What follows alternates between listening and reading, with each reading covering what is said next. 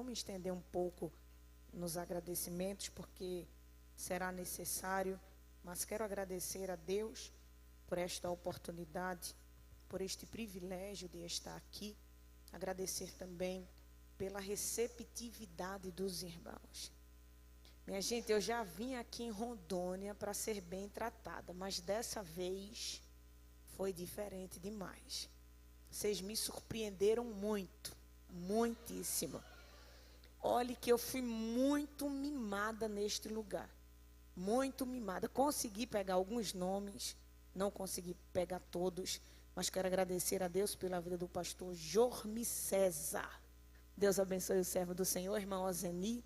Deus abençoe sua vida. A irmã Kerlen também, que nos tratou tão bem, sempre atenciosa, cuidadosa. Deus abençoe a serva do Senhor, irmã Sônia, que foi a minha motorista particular. Irmãos, me respeite, que eu estou em outro nível, eu tenho um motorista. E ela é tão diferenciada, pastor, que ela abre a porta do carro para eu entrar. Veja que negócio fino. A senhora está vendo, irmão Zeni? Eu chego, ela abre a porta primeiro. Menina, me senti grande. Me senti gente importante. Deus abençoe a serva do Senhor pela disposição, pelo carinho, pelo cuidado. Deus abençoe a irmã Diná. Cadê ela? Ah, tá ali. A senhora não quer voltar comigo para Pernambuco, não?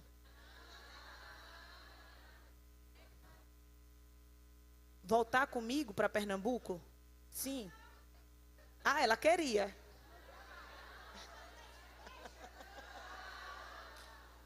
A irmã Diná é uma benção, vocês concordam também? Pastor, ela fez um chá hoje na casa dela, colocou uns trem bom, aqueles trem que só tem por aqui. Irmão, que negócio bom. Nós comemos, conversamos, nos alegramos, nos confraternizando. Deus abençoe sua vida, irmã Diná. Ele dê graça, Ele dê saúde. A senhora é um arauto de Deus aqui na terra. Sua vida me inspira. Eu quero chegar nessa idade aí, nessa pegada, irmão. Nessa animação, nesse vigor. Deus abençoe a senhora, suas companheiras. Algumas irmãs foram lá na pousada levar presente. Aquela senhora elegantíssima, chique, linda. Só esqueci o nome dela. Eliane? Leane. Eita. Cleane. Aqui o nome é muito importante, é muito diferenciado. Deus abençoe a vida da minha irmã. E eu queria também, irmãos, fazer um agradecimento ao pessoal da cozinha, que durante todos esses dias tem nos servido tão bem, com tanto empenho, com tanta atenção. Eu sei que não é caráter nosso, mas eu peço licença ao pastor para isso, mas você poderia dar uma salva de palmas para as irmãs da cozinha? Eu acho que elas merecem, né? Elas apresentam um trabalho de bastidor, ninguém vê, ninguém nota, mas é um serviço de excelência. Deus abençoe a vida das irmãs que trabalharam esses dias, dos jovens, dos irmãos que aqui... quem cozinha aqui é os homens, pastor. Rapaz, vocês deram o nome aqui no evento e eu pensei que eram as irmãs que cozinhavam. É os irmãos. Vocês podem aplaudir a Deus pela vida dos irmãos? Deus abençoe vocês em tudo. Abra sua Bíblia comigo. Evangelho de Jesus, escrito por Lucas.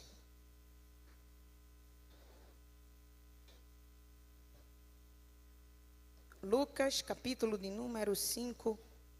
O Senhor ministrou esta palavra ao meu coração e eu queria compartilhar ela com vocês.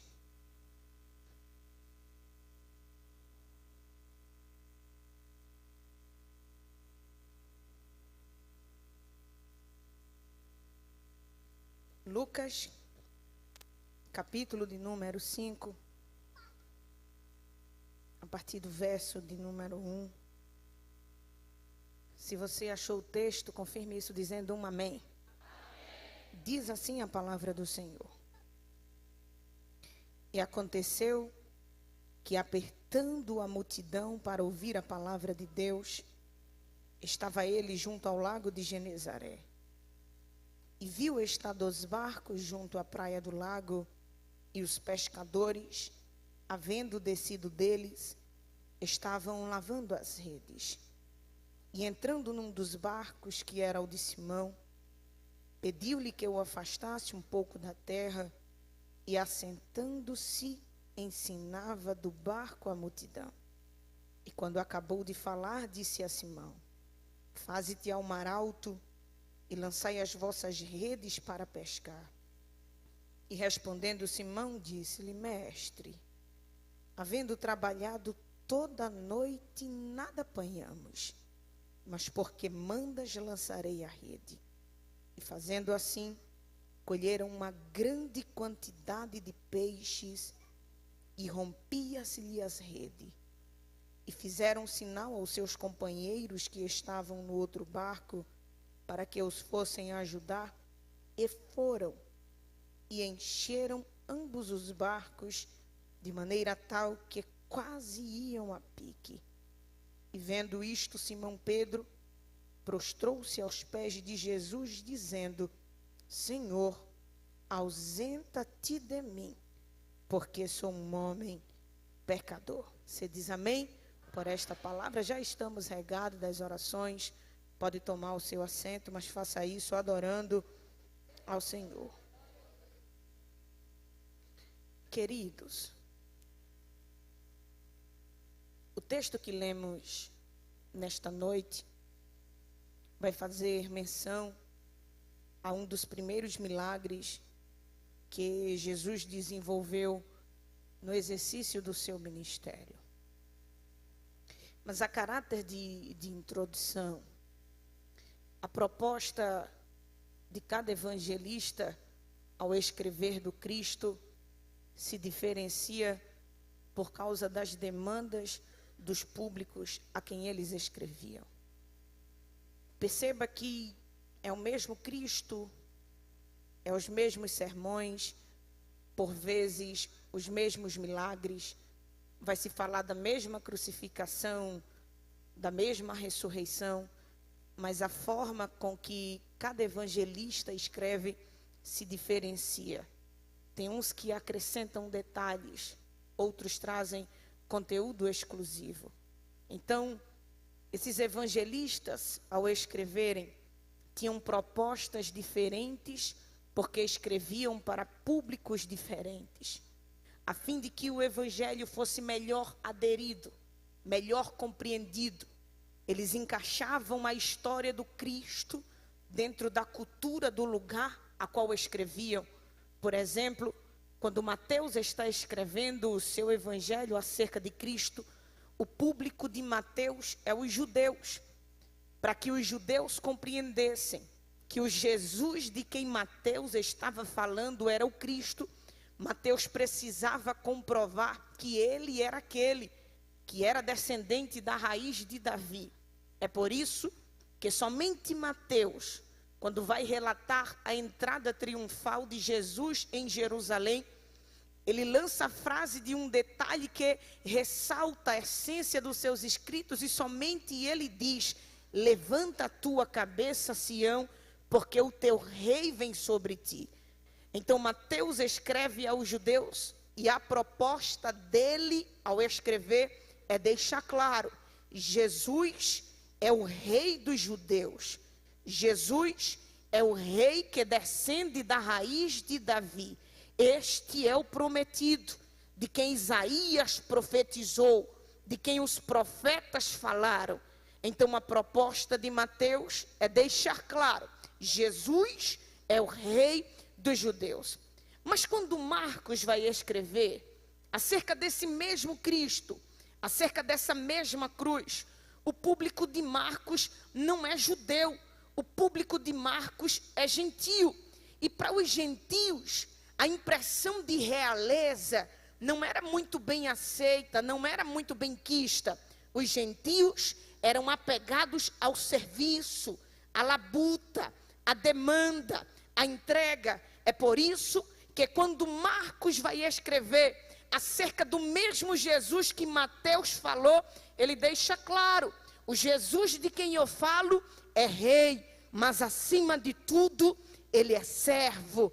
E Marcos vai trazer um relato essencial do serviço que Jesus prestou, da sua disponibilidade em atender os desfavorecidos, em entrar dentro de aldeias, em ir lugar aonde ninguém queria ir, visitar pessoas que ninguém visitava. Na visão de Marcos, Jesus é um rei, não um rei boçal, mas um rei que serve, um rei que entende a nobreza de servir, um rei que entende a nobreza de ser servo. É por isso que quando Marcos conta as parábolas que Jesus falava, ele vai girar em torno do serviço, da importância do servir, da grandeza de ser servo.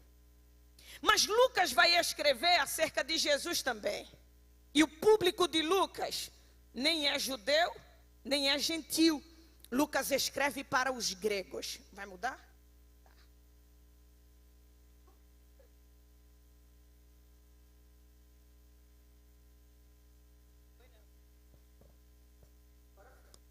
Aleluia.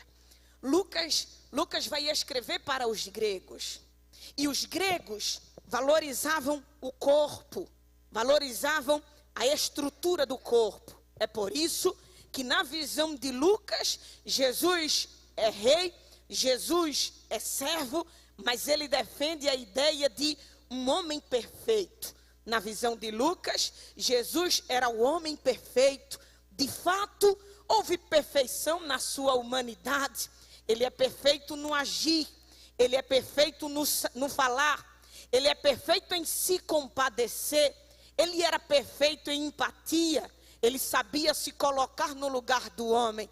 Então a proposta do evangelho escrito por Lucas é essa, deixa clara, ele era homem, ele era humano, era um homem perfeito. João vai escrever acerca desse mesmo Cristo, dessa mesma cruz, por vezes dos mesmos milagres. Mas a visão de João não é diferente de todos os outros evangelistas, porque enquanto Mateus escreve para dizer, ele é rei, Marcos escreve para dizer, ele é servo, Lucas escreve e diz, é um homem perfeito. João vai escrever e vai dizer, além de rei, além de servo, além de homem perfeito, ele é Deus. E nos relatos de João, ele não vai dizer que Jesus nasceu em Belém, manjedoura. Nos relatos de João, ele deixa claro, ele não é desse tempo. Ele não é desse século. Ele não nasceu em Belém. Ele passou a existir para a humanidade em Belém. Mas lá no princípio, ele já era Deus.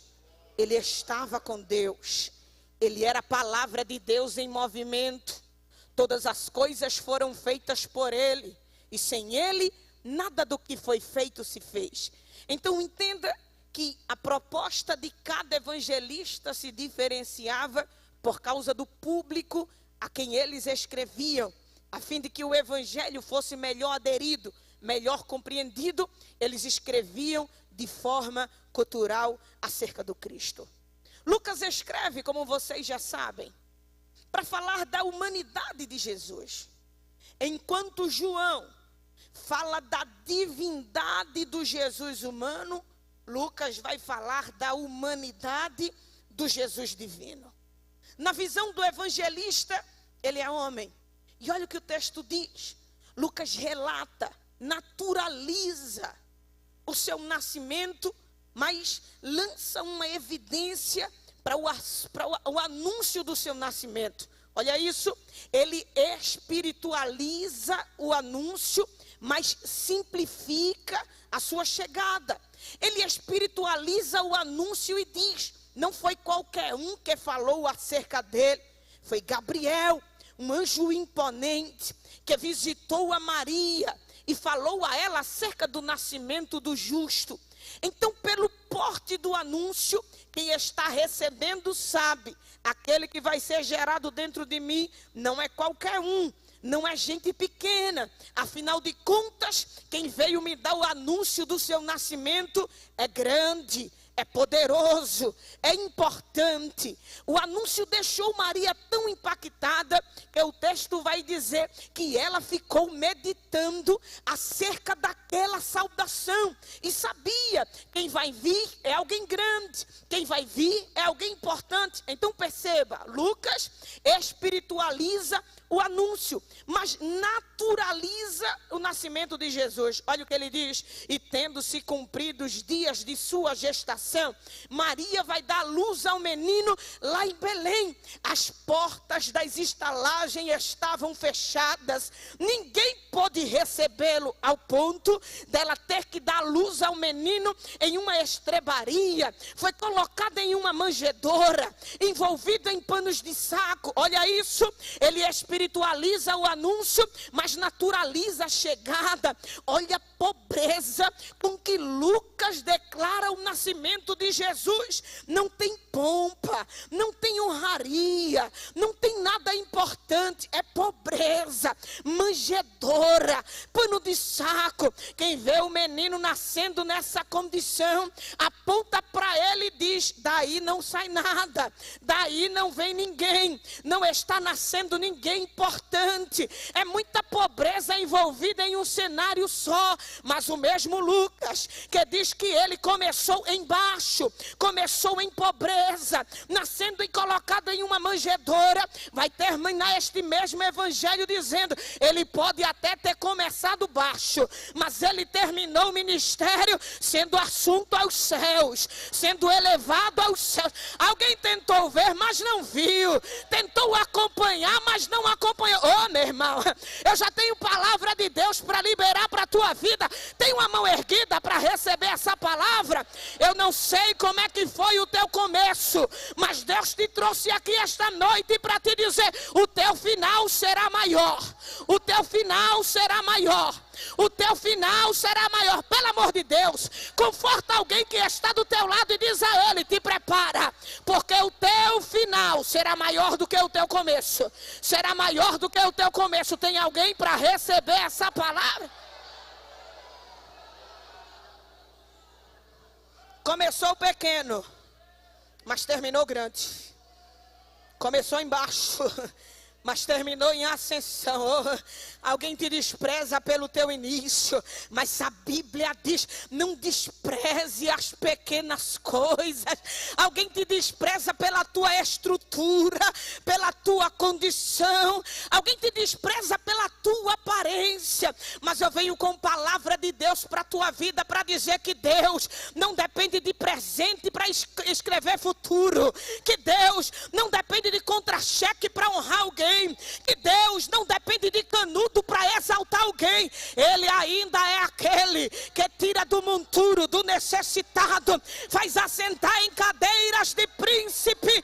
O teu presente não determina os lugares altos que Deus te levará. Tem alguém que também recebe esta palavra? Então olha isso. A proposta de Lucas é exatamente fazer esse contraste entre grandeza, humildade. Humildade, grandeza. Olha isso. A grandeza não anula a humildade. A humildade não anula a grandeza. Eu vou simplificar para ver se tu entende. Grandeza não anula a humildade. É porque tem gente que pensa que depois que fica grande não pode mais ficar humilde. Tem gente que pensa que depois que fica grande não pode mais ser simples. Não pode mais ser básico. Eleva um nível, se torna uma pessoa inacessível. Aí Lucas está dizendo: ele era grande. O maior homem que andou nesta terra. Ele era poderoso. Mas ao mesmo tempo que era poderoso, olha isso, era humilde. Lucas diz: humildade não limita a grandeza. Porque tem gente que pensa que porque é humilde nunca vai ser grande, nunca vai crescer, nunca vai ter. Aí olha Lucas escrevendo e dizendo: ele era grande, e a sua grandeza não limitava a sua humildade. Ele era humilde, mas a sua humildade não limitava a sua grandeza. Olha isso, ele é grande, sobe no monte e prega para 15 mil. Mas ele também é humilde, desce no poço e prega para uma mulher só, e a motivação é a mesma. Olha isso, ele é grande, vai na casa de Zaqueu que é rico. E naquele dia eu acho que ele comeu caviar, uma comida elegante. Mas ele também era humilde, foi na casa de Pedro comer cuscuz e comeu com a mesma alegria. Ele era grande, conversava com Nicodemos, que era doutor da lei. Mas ele era humilde, descia lá no caminho para conversar com os desfavorecidos. Sabe por quê? Porque grandeza não limita a humildade. Humildade não limita a grandeza. A gente precisa compreender isto. Dá para ser grande e ser humilde. Dá para ser humilde e ser grande. Tem mais alguém que concorda comigo? Então esta era a proposta de Lucas ao falar de Jesus. Mas o texto que lemos vai dizer que a multidão apertava Jesus para ouvir a palavra de Deus. Olha isso. Aconteceu que apertando a multidão para ouvir a palavra de Deus. Lucas está dizendo que a multidão o apertava para ouvir a palavra de Deus, para ouvir a palavra de Eu sei que você sabe que uma multidão reserva muitas motivações, intuitos, demandas. Em uma multidão haverá muitas opiniões, muitos desejos. Se eu passasse esse microfone pela nave do templo, para que cada irmão dissesse qual foi o motivo que eu trouxe a este culto, com certeza a motivação de uma seria diferente da motivação do outro. A demanda de um seria diferente da demanda do outro. Mas Lucas está escrevendo e esta observação chamou a minha atenção, porque olha o que ele diz, que existia uma multidão. E esta multidão aqui dá uma impressão de 5.000 pessoas ou mais. Ele vai dizer que naquele dia, mais de 5.000 pessoas estavam reunidas e o desejo era um só. A motivação era uma só. A demanda era uma só. Eles estavam ali por um único motivo e o texto diz: ouvir a palavra de Deus. Este é o tipo de informação que alegra o coração da pregadora, conforta o coração do pastor. A consciência de que a multidão ainda se reúne com o desejo de ouvir a palavra. O que nos trouxe aqui não é pregador, não é cantor, não é congresso, não é evento. Viemos aqui porque desejamos a palavra, porque amamos a palavra, porque a nossa alma deseja a palavra. Cadê você que veio aqui somente por causa da palavra de Deus? É importante esta informação. Porque em uma era onde a palavra é tão desvalorizada, tão atacada e tão desrespeitada, no nosso coração arde a chama, a motivação de saber que em um mundo pervertido ainda tem aqui em Espigão do Oeste uma igreja que ama e que zela pela palavra. A nossa palavra nunca foi tão desrespeitada e tão agredida descaradamente pelos que se intitulam grandes na rede. A senhora Xuxa Meneghel usou a sua rede social para dizer que a palavra precisava ser atualizada. Qual é a autoridade, qual é o princípio que aquela senhora cumpre desta palavra para dizer que ela precisa ser atualizada? Um certo influência alagoano, Carlinhos Maia, usou a sua rede social e disse que a palavra era uma velharia, que ela precisava ser mudada e ser modificada. Qual é o princípio de palavra que eles cumprem? A nossa Bíblia nunca foi tão atacada, tão desvalorizada. Grupos LGBT rasgam Bíblia, queimam Bíblia, jogam ela no lixo, desvalorizando essa palavra. Mas sabe de uma coisa? A resistência não está na covardia da rede. A resistência está aqui em saber que numa noite de segunda-feira tem um povo reunido dizendo: a gente ama a palavra, zelamos pela palavra, defenderemos esta palavra. Cadê você? Levanta a tua Bíblia, levanta a tua Bíblia. Levanta a tua Bíblia, levanta a tua Bíblia. Esta palavra é luz para o nosso caminho. Esta palavra guardada no coração anula o pecado. Passa o céu, passa a terra, mas essa palavra não vai passar. Nasce a erva, move a erva, mas a palavra permanece para...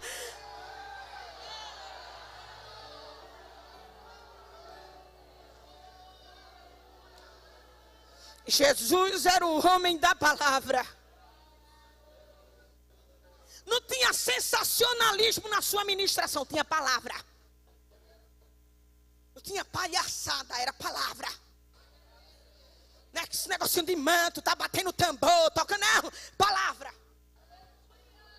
Um dia Jesus estava cansado, porque o texto vai dizer que as multidões iam até ele por causa de comida, por causa de milagre e por causa de sinal. Aí João capítulo 6, o texto vai dizer que ele atravessa para o outro lado do rio em secreto. Que naquele dia ele acordou, sabe, daquele jeito, pronto para dar resposta. Ele disse: vou me ausentar. Aí o texto vai dizer que alguém viu, quando Jesus foi para o outro lado do rio. Aí disse assim: mestre, quando foi que chegaste aqui? A gente nem viu. Aí Jesus diz assim: primeiro vou dizer um negócio para vocês. Vocês não estão aqui por causa de mim, nem por causa dos sinais, e tampouco por causa da palavra. Vocês estão aqui porque vocês são interesseiros e um bando de passa-fome. Da última vez que a gente se reuniu, eu fiz multiplicação de pão, e vocês estão pensando que hoje vai ter pão de novo, mas hoje não vai ter pão não. Hoje só vai ter palavra. Aí alguém ouviu e disse assim: é porque não dá não. Mas Jesus continuou o sermão e disse assim: a vontade de Deus, está em João capítulo 6.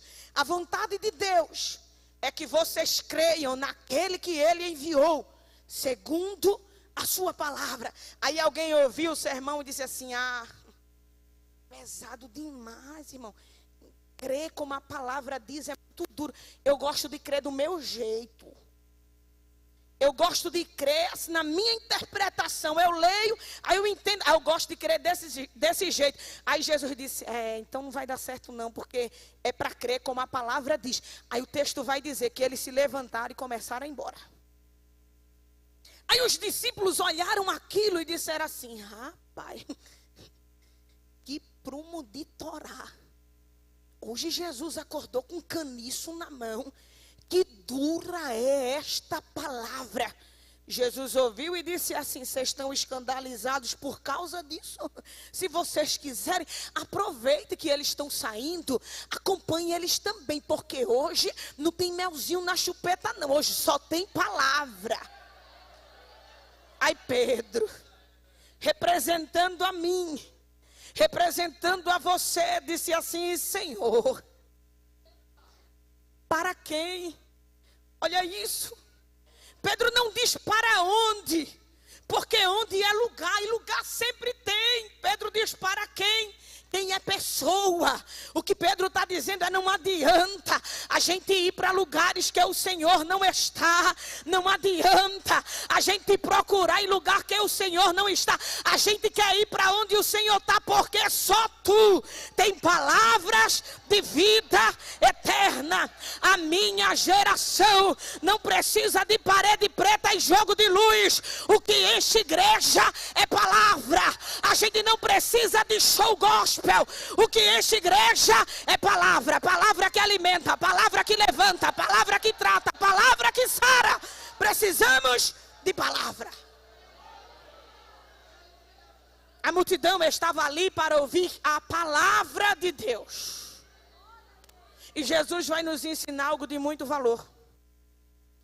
Se a motivação da multidão é ouvir a palavra, não existe outra coisa a ser ofertada senão a palavra. Quando ele chega no lago de Genezaré daquele dia, enquanto toda aquela multidão queria estar ali, o texto vai dizer que Pedro e André não viam a hora de sair daquele lugar. Porque enquanto para a multidão aquele lugar era agradável, porque Jesus ia ministrar a palavra, para Pedro e para André, aquele lugar representava a maior frustração da sua vida. Porque o texto vai dizer que tendo trabalhado a noite inteira, nada apanharam. Exatamente quando eles estavam saindo daquele lugar, o texto vai dizer que Jesus chegou e pediu o barco de Pedro emprestado. Olha isso. O barco do fracasso. O barco da vergonha. O barco da falta de realização. Você já percebeu que existe barco que só Jesus quer entrar? Geralmente o barco que fracassa ninguém quer. O barco que fracassa ninguém gosta. Mas é exatamente o barco do fracasso. É exatamente o barco que não trouxe resultado que Jesus vai apontar e vai querer usar. Talvez alguém não queira o teu barco emprestado. Mas nesta noite, Jesus te trouxe aqui e te pergunta: tem um barco aí para me emprestar? Tem um barco aí para me emprestar? Se tiver disposição de emprestar barco, eu tenho boa notícia para você. Haverá mudança nos resultados. Haverá milagre em vez de vergonha.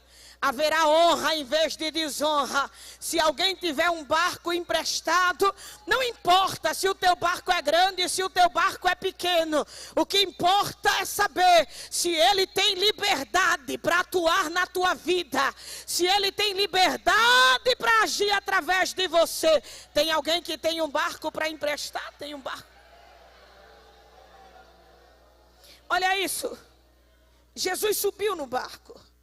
E olha o que o texto diz: do barco ensinava a multidão. Eu não sei por quantas horas esse sermão durou. Mas o texto vai dizer que quando Jesus terminou de pregar, ele olha para Pedro e diz assim: Simão, faze-te ao mar alto e lança as vossas redes para pescar. O Pedro, que estava calado o culto todinho, pela primeira vez abriu a boca para falar e disse: ah, Senhor, a mensagem estava tão boa, a pregação estava tão agradável, mas isso que o Senhor está pedindo para eu fazer agora, eu já fiz a noite todinha e eu não consegui apanhar nada. O que Pedro estava tentando explicar para Jesus era algo simples: Senhor, eu sou pescador há muito tempo. Eu sei a hora de pescar. Eu sei quando está bom para pescar. E agora de manhã a gente não pesca. Agora de manhã a gente sai do mar e vai para casa. De manhã não é hora de entrar, de manhã é hora de sair. Trabalhamos a noite inteira e nada apanhamos. Mas, por que mandas? Ou seja, segundo a tua palavra, lançarei a rede. Olhe para mim. É impossível alguém ter contato com uma palavra e esta palavra não produzir nenhum resultado na vida daquele que ouviu. É por isso que a Bíblia diz que a fé vem pelo ouvir. E ouvir a palavra. A palavra desperta o desejo de crer. A palavra desperta o desejo de mudar. É impossível ter contato com esta palavra e ela não modificar alguma coisa aqui dentro. É por isso que Jeremias, no auge do desânimo do seu ministério, ele está se lamentando e está dizendo: me iludiste, me enganaste, nunca mais vou profetizar para Israel, não vou mais em casa de oleiro, não vou mais para a porta da cidade, eu não vou profetizar mais. O próprio Jeremias está escrevendo e está dizendo: mas quando pensei em apartar-me de ti, da tua palavra, do teu ministério, as tuas palavras era como fogo que queimava os meus ossos, que incendiava o meu coração. É impossível ter contato com esta palavra e não ter reação. Impossível. É impossível. Esta palavra é poderosa. Esta palavra tem poder. Esta palavra muda a vida. Escute isso. Um dia eu estava lá em Pernambuco indo para a minha igreja. E da minha casa para a igreja era um pouco distante. Naquele dia eu fui a pé. Já estava atrasada, fui correndo. Antes de chegar na igreja, tinha umas ruas que eram um pouco esquisitas. Mas eu estava com tanto desejo, não tinha ninguém para ir comigo. Eu vou para a igreja independente. Quando eu estava passando em determinada rua, um trecho escuro, esquisito, uma rua deserta. Quando eu passei correndo, eu vi que tinha um homem que estava na porta da sua casa, olhando para a rua. Eu passei apressada, vi aquele homem, e quando me distanciei dele, cerca de 10 metros, o Espírito Santo bradou no meu coração e disse: volte lá, entregue uma palavra para ele. Eu disse: Senhor, eu estou atrasada, eu vou chegar tarde no culto, a rua é deserta, eu estou sozinha, não conheço esse homem, não sei quem ele é. Jesus, o diabo não presta e não gosta de crente, deixa eu vigiar e ir embora. Mas pela segunda vez, ainda com mais força, o Espírito Santo falou no meu coração e disse: volte lá, entregue uma palavra para ele. Eu peguei a minha Bíblia e abri, tinha uma literatura dentro. Eu peguei aquela literatura, voltei aonde estava aquele homem e disse a ele: o Senhor aceita uma palavra? Ele nem me respondeu nada, ele olhou para mim e fez assim, balançou a cabeça. Eu peguei a literatura que estava na minha Bíblia, olhei para ele, dei a literatura e disse assim: moço, eu já estava indo embora, mas quando eu cheguei na esquina da rua, o Espírito Santo de Deus falou comigo e disse para eu voltar aqui, entregar essa literatura para o Senhor e lhe dizer uma palavra. E a palavra que ele mandou eu lhe dizer é que ele lhe ama e tem um plano na sua vida. Irmão, fala sério, que super sermão é esse? Isso é a evangelização que qualquer evangelista amador faz. Jesus te ama, tem um plano na tua vida. Jesus te ama, tem um plano na tua vida. Aos nossos olhos isso não tem poder de mudar a vida de ninguém, mas isso é palavra. E uma vez que é palavra, tem poder. Quando eu entreguei a literatura a ele, disse: moço, Jesus te ama e tem um plano na tua vida. Eu virei as minhas costas para ir embora. Ele disse assim: irmã, 1 minuto. Eu disse: diga. Ele entrou dentro da casa. Quando ele saiu com uma arma, uma pistola 38 em punho. Ele disse assim: irmã, a senhora está vendo essa arma aqui? Eu disse: estou. Ele disse: irmã, o meu amigo ligou para mim. Ele disse assim: a tua esposa está aqui, está te traindo, vem. Porque se tu vier agora, vai dar tempo de tu pegar os dois e resolver tua vida. Ele falou para mim, disse: eu estava decidido. Ele abriu o cartucho lá da arma, a arma estava toda carregada, cheia de bala. Ele disse: eu ia lá, ia matar ele, matar ela e depois ia dar um tiro na minha cabeça, eu ia me matar. Mas antes de eu ir, eu fiquei aqui na porta da minha casa e disse assim: se o Senhor me der uma palavra,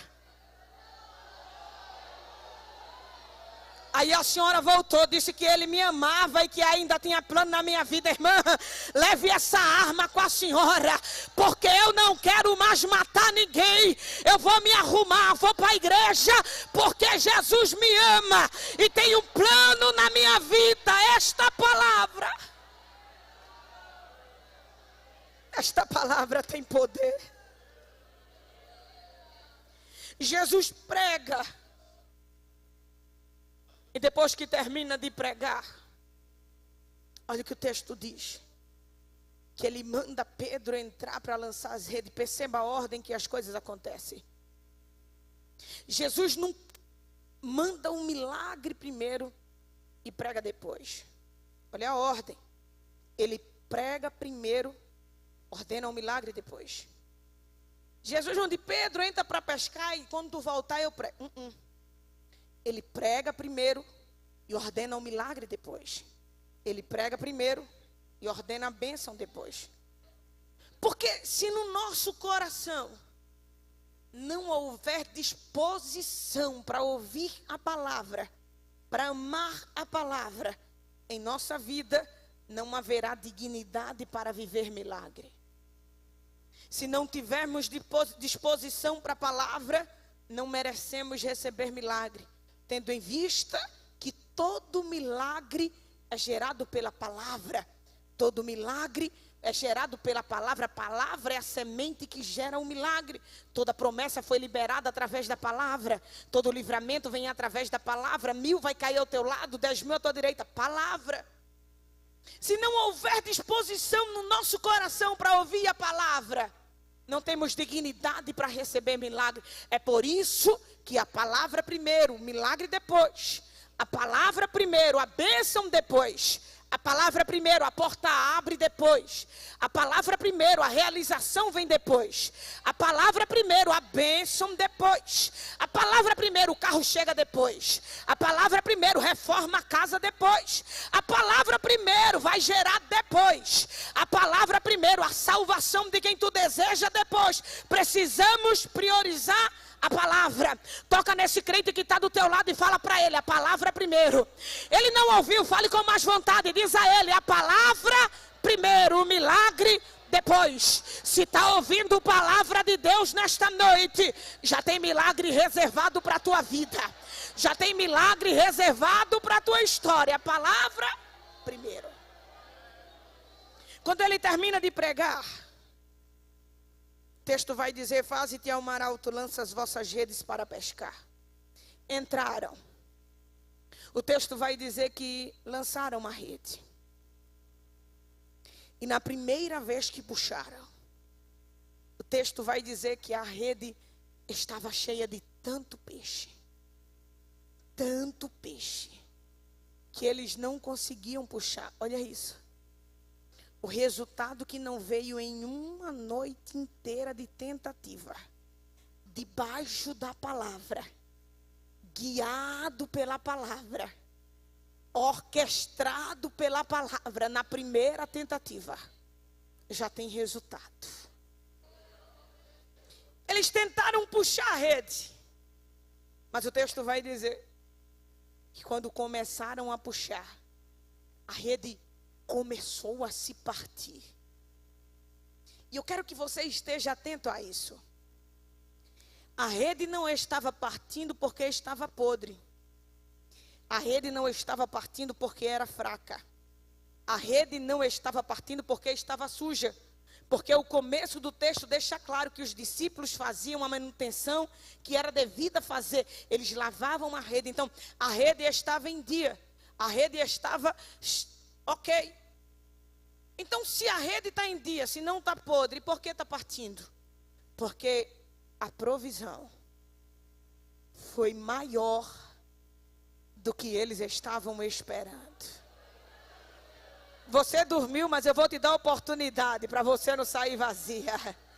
A rede estava partindo, porque a provisão foi maior. Foi maior. Foi maior. Maior do que estavam esperando. Se coloca de pé, por favor. Se coloca de pé. Vou acabar agora.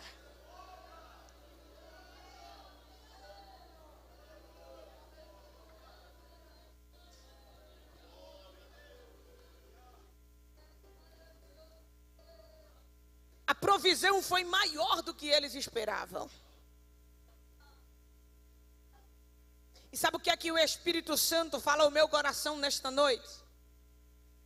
Alguém está pensando que vai ser de um jeito, mas eu vou surpreender alguém, porque vai ser maior do que você está esperando.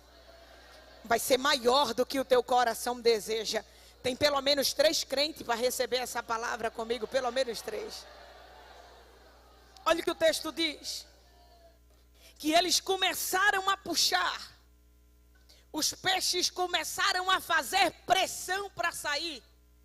E nessa tentativa de puxa para receber e escapa, o texto vai dizer que a rede está partindo. Se a rede está partindo, olha isso, pega isso, pelo amor de Deus. Pega a visão, né, pastor? Pega a visão. Se a rede está partindo, é porque tem pressão. Você pode repetir essa palavra comigo? Diga pressão. Não fale mais forte, diga pressão. Se tem pressão na rede, é porque tem milagre. Se tem pressão na rede, é porque tem providência. Eu estou pregando para alguém que chegou aqui nesta noite debaixo de pressão. É tanto ataque na tua mente, na tua vida. É tanta investida e você pensa em largar a rede, você pensa em desistir, em largar as armas, mas nesta noite os céus te atraiu a este ambiente para te dizer: se tem pressão é porque tem milagre, se tem investida é porque tem providência, se tem investida é porque Ele já está mudando o cenário da história. Coloca a mão no ombro desse crente que está do teu lado, coloca a mão, balança ele, fala para ele: suporta, fala para ele: aguenta mais um pouquinho, porque aquilo que Deus determinou para a tua vida te alcançará. A provisão vai ser maior, a providência vai ser maior. Tem alguém para crer? Só quem já recebe adora. Só quem tem convicção de que tudo está resolvido, levanta a mão para adorar. Levanta a mão para adorar, porque não haverá vergonha na tua casa, não haverá vergonha na tua família, não haverá vergonha no teu ministério, porque nesta noite o Senhor te traz aqui para fortalecer as tuas mãos. Você vai suportar. Você vai dar conta em nome de Jesus.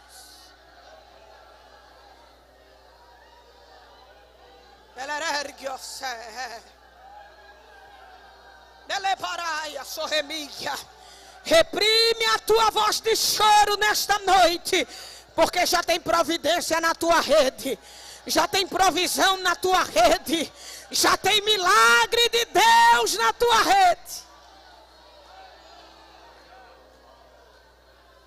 A providência foi tanta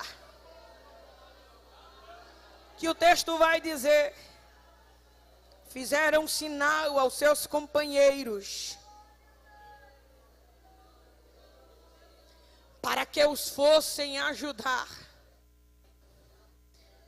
Pedro nos ensina algo de muito valor.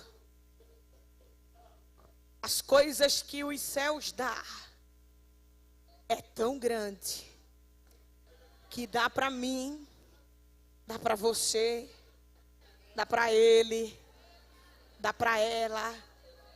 É por isso que não precisa ter egoísmo, ambição, achar que o céu é só meu, que a oportunidade essa é minha. Aquilo que Deus dá para a gente é algo tão bom. As coisas de Deus são coisas tão boas, que Ele nos prometeu o céu, e o céu é tão bom que tu não quer ir para lá sozinho, não quer ir para lá sozinha, tu quer que a tua família vá, que os teus parentes vá, porque céu é bênção, e bênção é para ser compartilhada. Mas tem gente que é tão ruim, que prefere ver o barco afundar do que compartilhar com alguém. Diga comigo: o sangue de Jesus tem poder.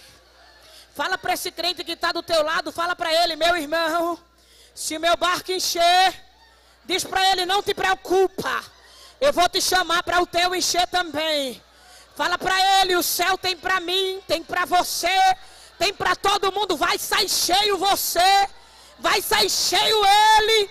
Não vai ter falta para ninguém, vai ter abundância para todo mundo. Alguém crê nesta palavra? Encheram ambos os barcos de maneira tal que quase iam a pique. Receba essa palavra como palavra de Deus para a tua vida, para a tua história, para o teu ministério, para a tua família, para o teu negócio. Se acredita em palavra profética, haverá abundância. Cadê os empresários dessa igreja, microempresário, você que tem um negócio? Receba essa palavra: haverá abundância, haverá prosperidade, haverá crescimento. Deus abrirá as janelas dos céus sobre o seu povo e sobre a sua igreja. Haverá prosperidade espiritual e prosperidade material também. Tem alguém que acredita nisso? Que Deus te abençoe. Deus abençoe tua vida, tua casa, tua família, teu ministério. Mas não poderia entregar sem antes fazer o convite. Será que tem alguém em nosso meio que ainda não confessa Jesus como Salvador? Ou alguém que está afastado dos caminhos do Senhor? Você está aqui? Tem alguém? Tem alguém em nosso meio que ainda não é crente, ainda não confessa Jesus como Salvador, ou está afastado dos caminhos do Senhor? Tem alguém? Não tem ninguém? Festa de crente, não, que Deus abençoe. Você toma posse dessa palavra? Você crê que haverá prosperidade? Você acredita que você está voltando desse mar diferente? Que não haverá mais vergonha, porque Jesus entrou no teu barco. E quando ele entra, ele muda, ele faz. Você tem coragem de dizer para esse crente que está do teu lado: não é hora de parar. Deus contemplou teu caminhar. Eu sei, é difícil prosseguir. Quando tudo lhe faltar, recebe isso. Esse cenário vai mudar.